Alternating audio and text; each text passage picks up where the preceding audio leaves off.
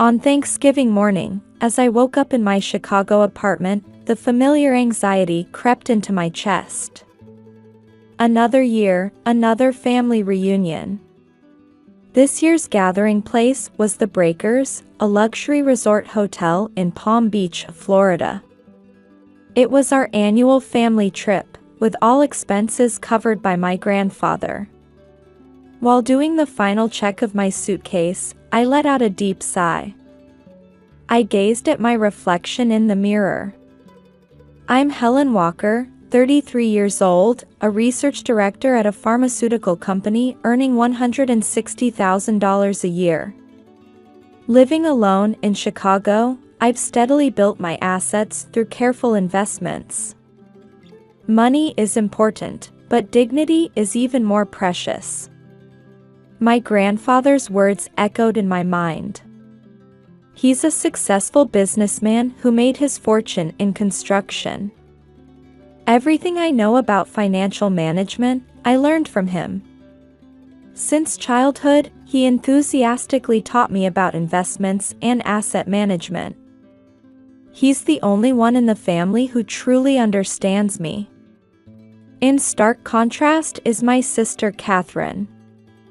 A former flight attendant turned full-time housewife, she lives an apparently affluent life with her husband and 7-year-old daughter. However, this lifestyle wouldn't be possible without monthly support from our grandfather. Their high mortgage payments, car loans, and their daughter's private school tuition, everything is covered by grandfather's assistance. Still, Catherine's social media is flooded with glamorous posts. New designer bags, dinners at expensive restaurants, luxurious vacations. She seems obsessed with portraying a lifestyle that's far removed from reality. My parents are similar. George and Margaret appear to be enjoying a comfortable retirement life in Florida. But that too wouldn't be sustainable without grandfather's help. Their retirement fund planning, the deposit for the upscale retirement home, everything depends on grandfather. My parents have always been cold toward me but indulgent with my sister. That hasn't changed since childhood. During my college years, I covered my tuition with scholarships and earned living expenses through part-time jobs. Meanwhile, my sister relied entirely on our parents for everything from study abroad expenses to living costs. The disparity remains a painful memory. Become someone who can stand on their own feet. That was another of grandfather's sayings. I've lived by those words, studying and working desperately to become independent. I built my career in the pharmaceutical industry, grew my assets through investments, and created a life that needs no one's support. The high-rise apartment overlooking Chicago's skyline was earned through my own efforts.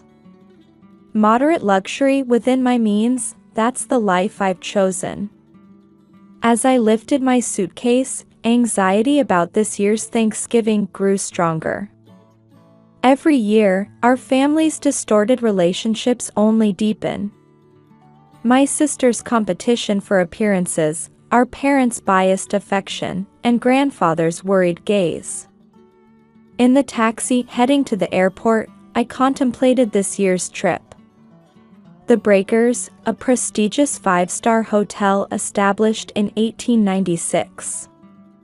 Italian Renaissance architecture and luxurious suites exceeding $800 per night. The Thanksgiving special dinner was said to cost $200 per person. Despite the glamorous setting, our family's reality was fragile and distorted. My sister's luxurious lifestyle, our parents' comfortable retirement, all were castles built on the sand of grandfather's support. And this year, those distortions were about to reach their breaking point. Everyone must have noticed, yet no one dared to speak of the reality that now awaited us. Through the taxi window from Palm Beach International Airport to the Breakers, Florida's gentle sunlight streamed in. On Thanksgiving Day, I arrived at the luxury resort under pleasant weather. I was the last to arrive. Pulling my navy Rimowa suitcase, I stepped into the Italian Renaissance-styled magnificent building. My simple yet elegant theory dress had slightly wrinkled during the long flight. The lobby spread out as a clean, dignified space.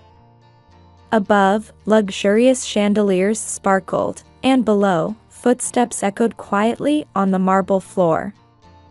Other guests were already enjoying their Thanksgiving afternoon in their own ways.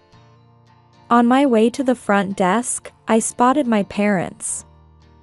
They appeared to be discussing something in a secluded area of the lobby. Mother was wearing what looked like a new resort dress, while father was dressed casually, appropriate for his age. When our eyes met, they quickly looked away. "Ms. Walker, I apologize, but I cannot find your reservation." The front desk staff's voice was apologetic. They kept checking the screen repeatedly, unable to hide their confusion. "I can see the reservations for your family members, but..." At that moment, the sound of expensive heels approached. I turned to see Catherine walking toward us with a triumphant expression, an Hermès Birkin bag on her arm and a Cartier watch gleaming. "Oh, Helen. Finally made it?" Her voice carried deliberate sarcasm. The front desk staff continued checking the system. Other guests' attention began to turn toward us. "How strange that there's no reservation." Catherine's voice rose in volume, calculated to draw attention from those around us. Her Louis Vuitton suitcase stood out conspicuously next to my navy case. "Actually..." Catherine stepped closer, wearing a victorious smile. "I only made reservations for our family." Her words echoed throughout the lobby. With a mocking expression, she continued. "A room for me, my husband, and daughter, and one for mom and dad. Just for the real family, you see." A moment of silence fell. The front desk staff was speechless, and our parents turned their backs even further away. The air around me felt frozen in an instant. Taking a slow, deep breath, I said without changing my expression, "I see. Then I'll leave." My voice came out calmer than I expected. Readjusting my grip on the suitcase handle, I politely nodded to the front desk staff. Taking out my smartphone, I opened the taxi hailing app. "Wait." Catherine's voice rose slightly, but I was already preparing to leave the lobby. Feeling the sympathetic gaze of the front desk staff, I started walking toward the entrance. My sister, though caught off guard by this unexpected development, maintained her triumphant expression.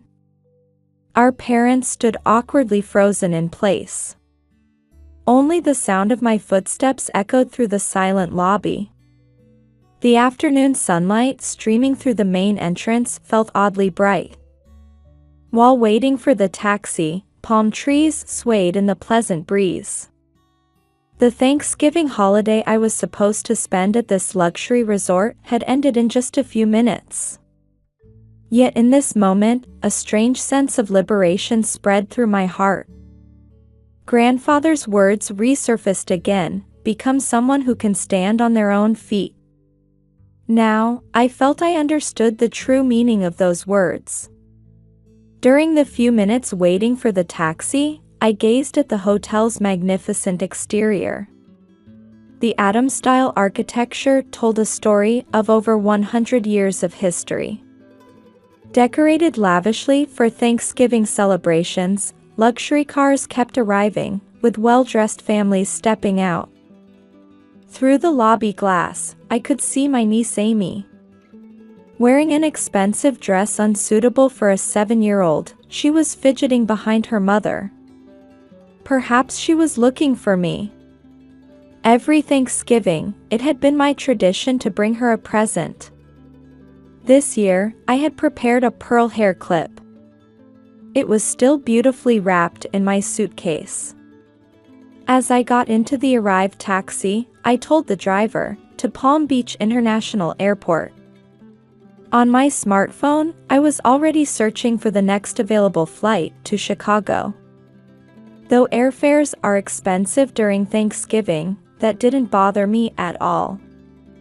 Rather, the emotional energy I'd wasted every year during this season seemed far more costly.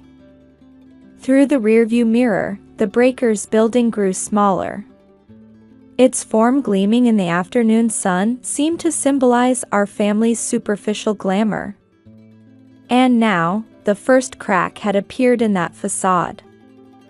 I couldn't predict what would happen next, but one thing was certain: there was no going back. The taxi's interior provided a quiet space, shielded from the outside clamor. The air conditioning maintained a comfortable coolness, and the premium leather seats gradually eased the tension from earlier. Outside the window, Palm Beach's distinctive resort scenery flowed past. Neatly lined palm trees, white luxury homes, and occasional glimpses of the Atlantic's sparkling surface. Views that would normally captivate me now felt strangely distant. I took out my smartphone and dialed my grandfather's number without hesitation. The ringtone before he answered seemed longer than usual. "Helen.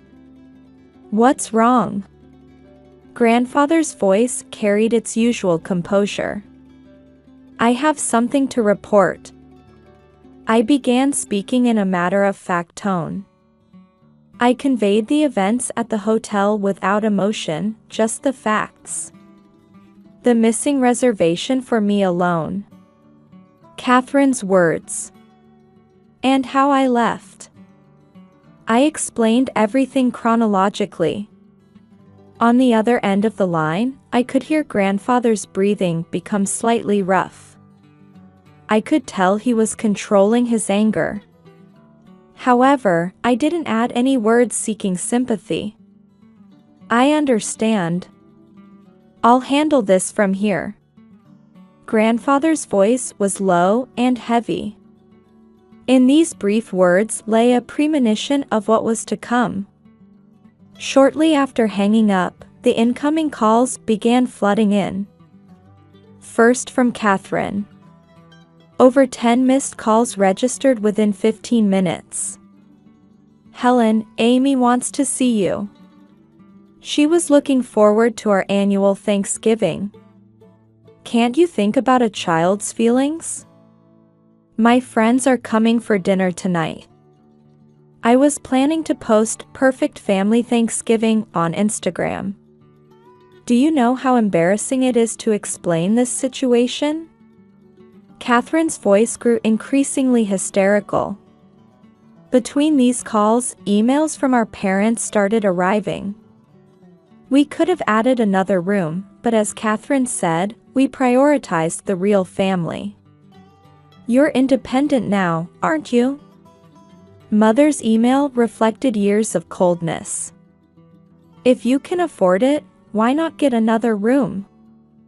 With your salary, it shouldn't be a big deal. Why are you being so emotional?" The following email even included spiteful calculations. Father's email was even more heartless. "Catherine has a family. A husband and child. You understand, right? Can't you just quietly put up with it for Thanksgiving? That's always been your problem. Only thinking about yourself. Never considering the family." Mother continued in a tone that made me seem like the villain. "We had everything planned for social media posts. We were supposed to take lovely photos of you and Amy. It's all ruined now." My chest tightened with each message I read. But these were words I should be used to by now. Since childhood, my sister and I had always been treated with this same kind of discrimination. As the taxi neared the airport, a new wave of messages surged in. Because of your selfishness, Amy is crying. She had been waiting so long to see her aunt. My sister continued using her daughter as a shield until the end. Behind it, I could only see vanity and pride. From Mother, more sarcastic emails arrived. Poor Catherine. If you knew how desperate she is about Amy's future. You wouldn't understand, but children's education requires money. And yet, at a time like this, I felt no need to reply. If anything, I felt grateful that they had shown such blatant true colors. Just before reaching the airport, an email arrived from grandfather. I'm proud of your decision. I understand everything. At those words, my eyes briefly welled up with heat. However, these weren't tears of sadness, but rather a quiet determination marking the beginning of a new chapter. My smartphone was still receiving persistent incoming calls. Anxious messages from my sister saying, "Answer the phone right now." Accusatory emails from our parents claiming, "Your selfishness is tearing the family apart." But I had already reached a place where no one's voice could reach me. Getting out of the taxi, I started walking toward the international terminal. While booking my flight to Chicago, I felt a strange sense of liberation.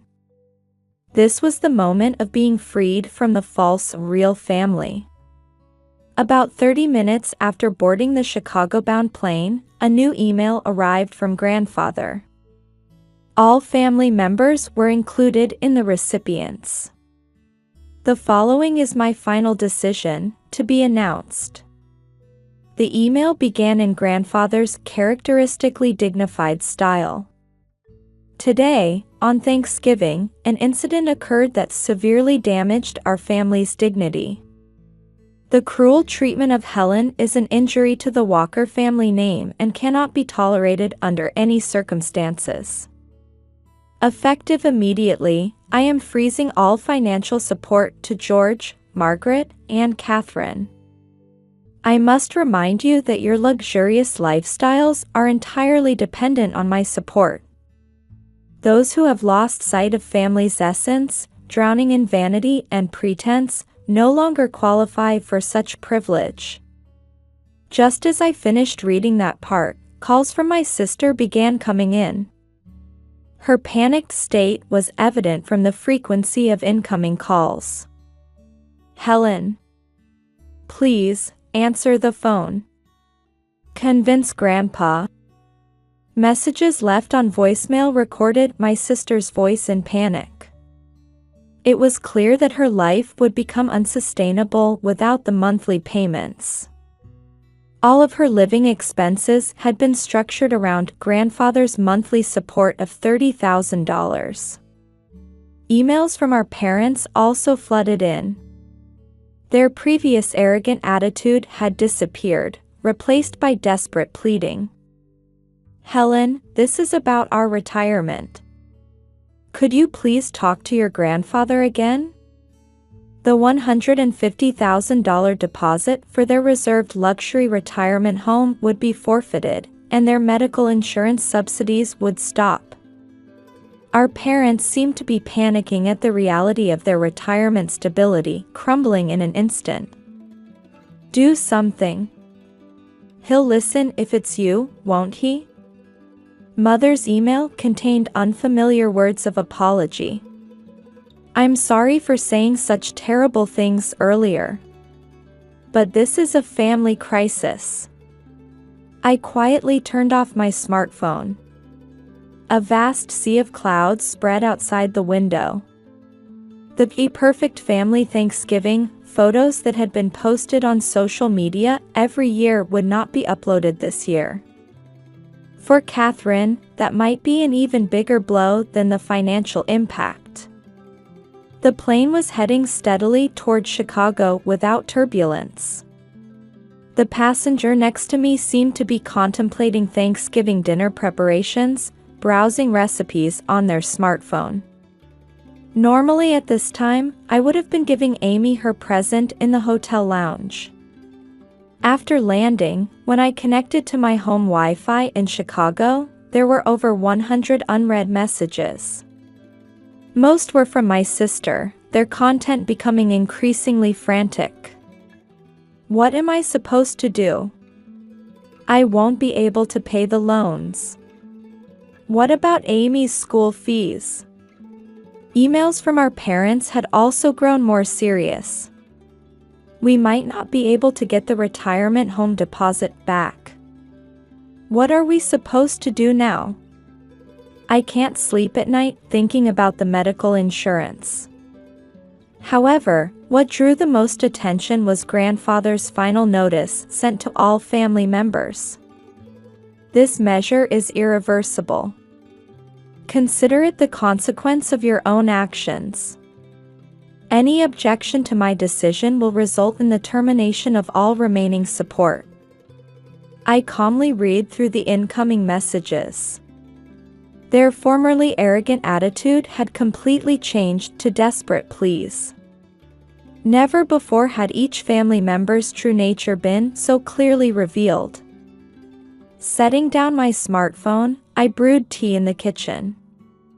By now, I would normally have been enjoying the hotel's luxurious dinner. A Thanksgiving special course worth $200 per person. Remembering that amount made me smile slightly. Every year, my sister's family had posted about this lavish dinner on social media. Yet in reality, they had been struggling even to make monthly credit card payments. A new call came in. This time from my sister's husband. Mixed with panic and confusion were words criticizing his wife's spending habits.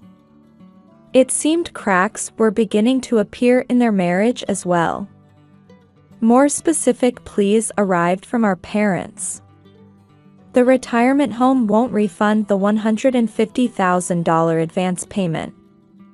Medical insurance will be self-paid from next month. Because of you, our retirement. Following those words was a repetition of defending my sister and criticizing me. It was as if they hadn't learned anything.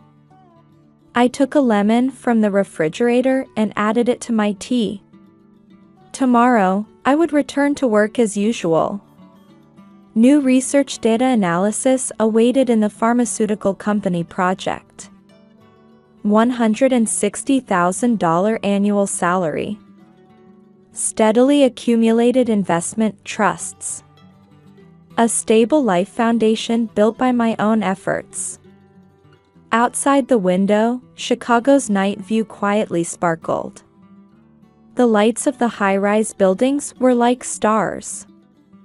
Suddenly, I remembered my own credit card statement. Full payment every month. Moderate luxury within my means. No debt. Grandfather's favorite saying came back to me. Vanity is for others, savings are for yourself. In this city, I had carved out my life through my own efforts. As grandfather said, I had become someone who can stand on their own feet. And now, I deeply felt that choice had been the right one. From my smartphone, incoming calls continued to ring. But they were voices that would no longer reach me. 2 weeks after Thanksgiving, in early December, Chicago was blanketed in its first snow. Days were spent immersed in new projects at the pharmaceutical company's laboratory. Amidst the unchanging daily routine, my family's situation had undergone dramatic changes. The changes were first noticeable on social media. My sister's Instagram, which had been updated almost daily, had suddenly fallen silent. Her last post was from the day before Thanksgiving, a photo of her Hermes bag at an upscale restaurant, tagged with a dream lifestyle. The comments saying, "What a wonderful life," now seemed painfully ironic. Emails from father finally showed genuine remorse. "I'm reflecting on our years of extravagant living. We spoiled Catherine too much. And we were cold to you. I'm sorry." Similar messages arrived from mother. With their medical insurance subsidies cut off, they were finally realizing the true cost of healthcare. "Our pension alone is nowhere near enough. I finally understand how luxuriously we were living." Catherine's situation was even more serious. "I received an unexpected call from her husband. I've discovered hidden debts she kept secret. I'm shocked by the credit card bills. We can't maintain this lifestyle anymore." With grandfather's support suddenly cut off, their facade of affluence was rapidly crumbling. "We're considering moving to a cheaper house. Looking at public schools for Amy too." Catherine cries every night. His voice mixed with exhaustion and resignation. Their marriage itself seemed to be in crisis. In contrast, my life remained peaceful. I arrive at work at 8 a.m. and return home at 6 p.m. Weekends are spent attending investment study groups, reviewing my savings management, continuing my life within reasonable means. Just yesterday, I was promoted to team leader for a new research project. My salary is expected to increase gradually.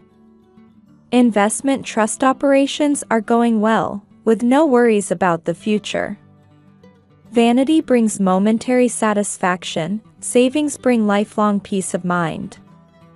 The weight of grandfather's words was now being felt deeply by the entire family. While my parents worried about retirement and security and my sister struggled with debt repayment, I was simply continuing my ordinary life. Over these 2 weeks, the frequency of emails and calls had significantly decreased. The desperate contacts that came daily during the first few days had dwindled to once or twice a week. Their content, too, was gradually shifting toward resignation. "Amy will be transferring to public school. She'll take the school bus. I never imagined." My sister's latest email showed signs of accepting reality. The e-dream private school life she had shared on social media would never be posted again. Our parents were also considering moving from their luxury Florida community to an affordable condominium. Struggling with medical bill payments, their dream of a luxurious retirement had crumbled easily.